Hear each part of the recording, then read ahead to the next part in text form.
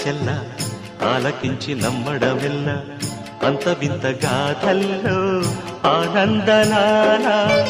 బాపురే బ్రహ్మకు చెల్ల వైనవంత బలించవల్ల రేపల్లె వాడల్లో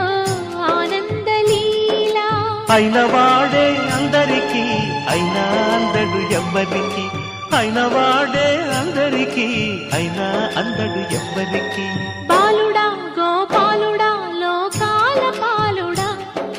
తెలిసేది ఎలా ఎలా చాంగుఫళ తెలిసేది ఎలా ఎలా చాంగుఫళ ఔరా అమ్మక చెల్ల ఆలకించి నమ్మడమెల్ల అంత వింత గాథల్